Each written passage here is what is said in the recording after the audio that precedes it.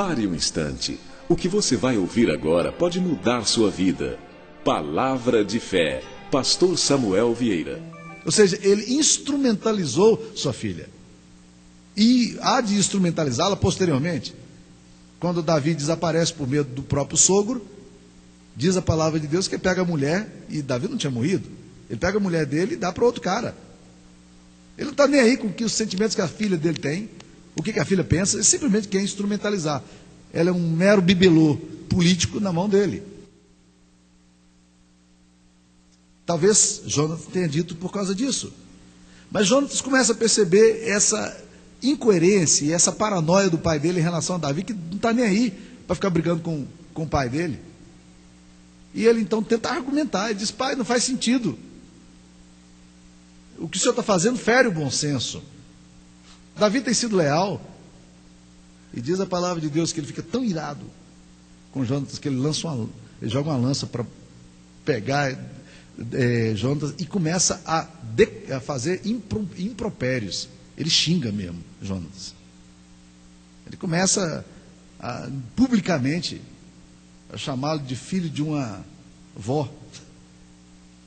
Um negócio complicado. Ou seja, feriu o bom senso. E ele está dizendo: isso aqui fere o bom senso, pai. O filho está com razão, mas aquelas coisas vão ferindo o bom senso. Há 3 coisas que para mim ferem muito o bom senso em casa. 3 áreas que nós como pais precisamos ter cuidado. Se você não quiser perturbar a sua casa, preste atenção no que eu vou falar. Primeira coisa que fere muito o bom senso em casa é adultério e infidelidade. Nós estamos numa época em que isso é muito desconsiderado. A ordem é transgredir. Mas ninguém está considerando as graves consequências que tais transgressões trazem no coração dos filhos, quando há infidelidade, quando há adultério. Existem muitas filhas aí que têm medo de amar hoje, e de se entregar a um homem, porque viram o pai fazendo isso com a mãe, ou o tio fazendo isso com a tia, ou o vô fazendo isso com a avó. Ele diz: eu vou me entregar para um homem agora, tendo esse paradigma masculino tão complexo na cabeça. A adultério e infidelidade trazem graves consequências e desrespeito seu para com seus filhos. Seus filhos passam a desrespeitar você por causa disso. A palavra Provérbios nos ensina muito sobre isso aí. A gente precisa estudar um pouco mais sobre essa questão da fidelidade. Uma outra coisa que traz muito transtorno para dentro de casa e turba muita casa são lares que vivem em torno de lucros desonestos. Olha o que diz Provérbios 15, 27. O que é ávido por lucro desonesto transtorna a sua casa, mas o que odeia o suborno, esse viverá. Filhos que crescem em lares onde os pais, eles agem com muita desonestidade no que fazem, nos negócios deles, nas atitudes dele, em lidar com dinheiro. Isso traz profundos transtornos à família, transtornos morais e espirituais. Então falei do adultério, da infidelidade, falei do lucro desonesto. Mas uma terceira coisa que transtorna profundamente a casa são lares violentos. Casas onde os pais, ou o pai, machão latino-americano, ele não leva desaforo para casa. Ele tem que bater, tem que revidar e tem que matar. Por quê? Porque a semelhança de Lameque, um dos personagens bíblicos bem dos primórdios, a Bíblia diz que um dia Lameque falou: eu matei 2 caras porque um pisou no meu pé. É desse tipo de gente assim que vai transtornando sua própria casa. Os filhos crescem num clima de tensão, porque não sabe o que o pai vai fazer amanhã e o que pode fazer com o seu pai amanhã. Vocês sabem do que eu estou falando.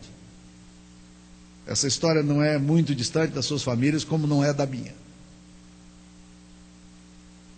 Isso traz profundo transtorno para dentro de casa.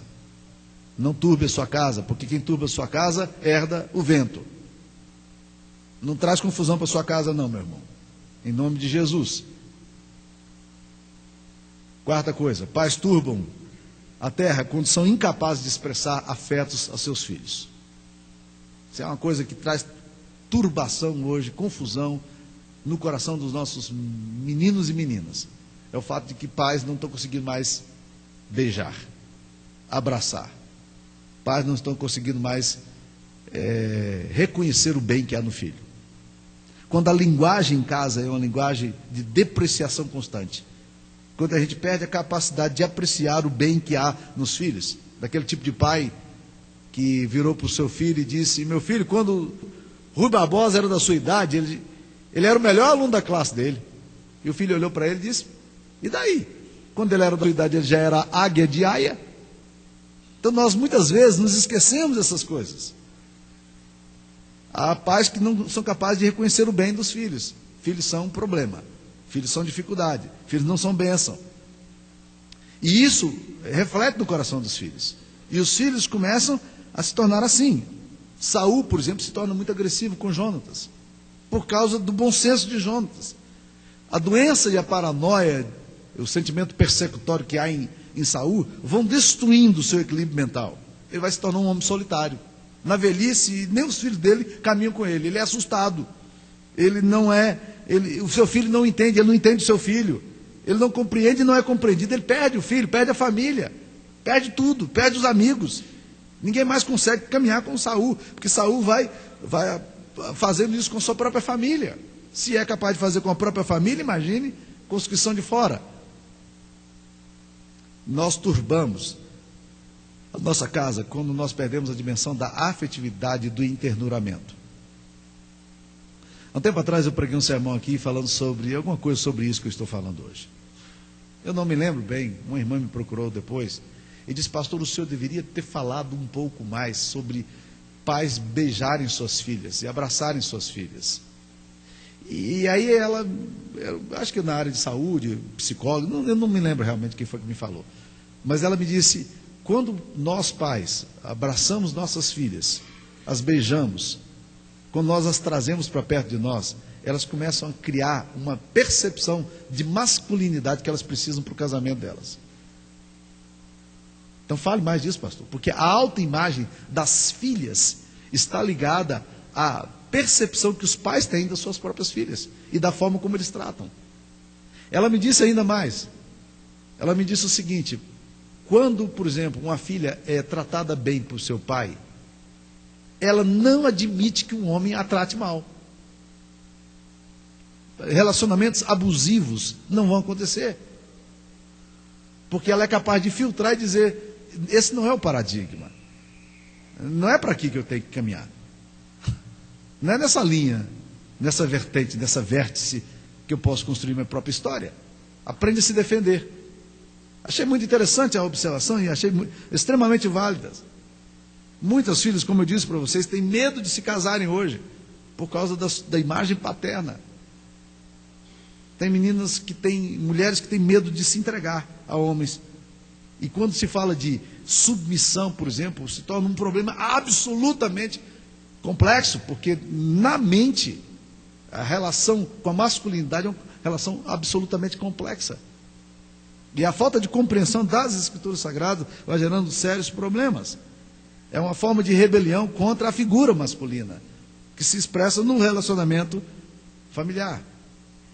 Esta aceitação que brota no coração das filhas e dos filhos tem muito a ver com a forma como nós pais nos aproximamos deles e como os tratamos e como realmente nosso relacionamento se dá. Por exemplo, existem vários fatores predisponentes da homossexualidade. Eu li há um tempo atrás um texto que dizia que o cara catalogava 13 fatores predisponentes. Talvez existam mais do que 13. Talvez existam menos do que 13. Né? Mas um dos fatores predisponentes da homossexualidade, segundo o autor, era o fato de que que essa casa era uma casa onde os pais eram passivos ou ausentes, ou ambos. Pais passivos, pais bananas, ou pais ausentes. Gente que não está nem aí, está dentro de casa, mas não tem postura, não é capaz de abraçar, não é capaz de chegar junto, não é capaz de dizer. E essa atitude é muito complicada. Em geral, nesses fatores predisponentes da homossexualidade, você vai sempre encontrar esse paradigma. No mínimo, você vai perceber que, em geral, isso acontece. De filhos que se relacionam com a figura, se é um rapaz, com a figura masculina, de uma forma muito conturbada. Em geral, a homossexualidade está nessa relação, na criação do papel sexual. Ou seja, todos nós nascemos macho ou fêmea, a Bíblia diz isso, e nós não temos nenhuma dúvida biológica para detectar.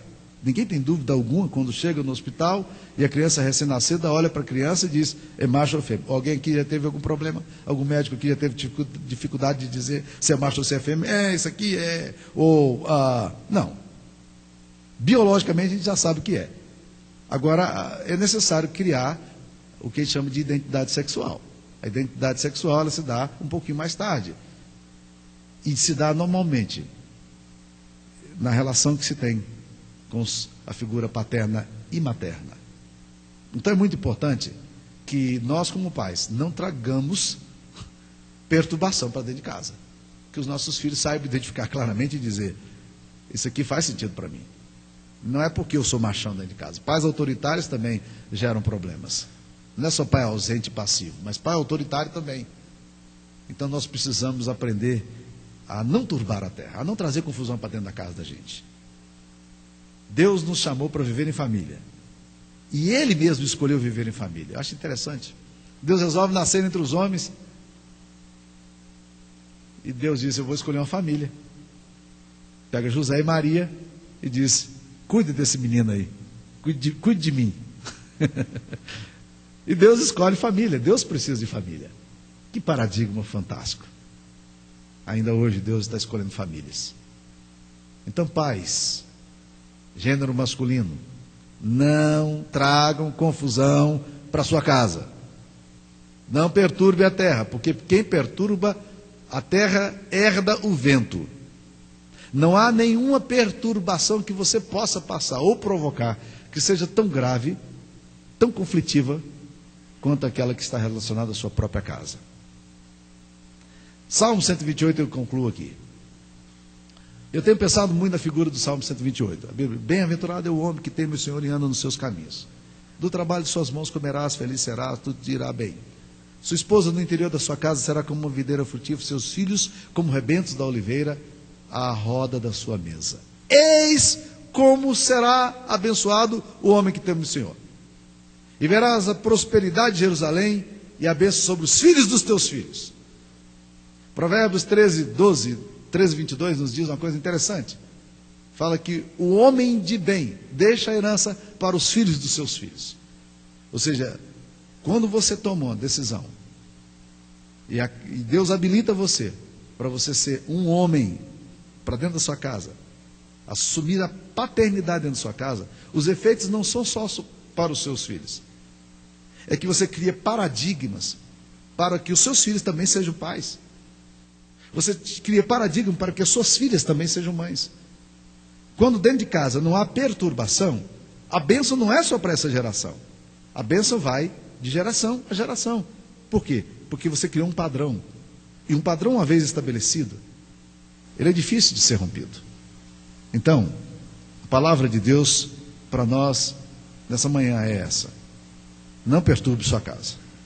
Não traga confusão para sua casa. Porque quem perturba a sua casa herda o vento. Essa é a palavra do Senhor. Vamos orar.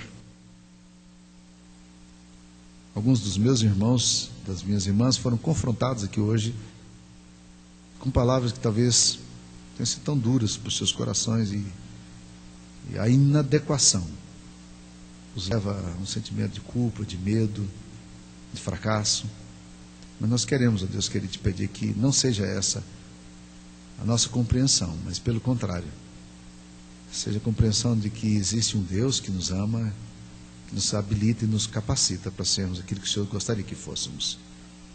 Enche o nosso coração dessa graça, Pai. Fala conosco. Obrigado a Deus pelos pais. Capacita-os a viverem em santidade e temor para a glória do Teu nome, para a bênção das gerações. Nós oramos em nome do Pai, do Filho e do Espírito Santo, pedindo para que essa trindade excelsa enche o coração de vocês de alegria, de gozo, de expectativa das bênçãos celestiais. E que em Jesus, na trindade, vocês possam encontrar todo o suporte para a alma de vocês, para serem aquilo que Deus gostaria que vocês fossem, hoje e sempre. Amém, Senhor.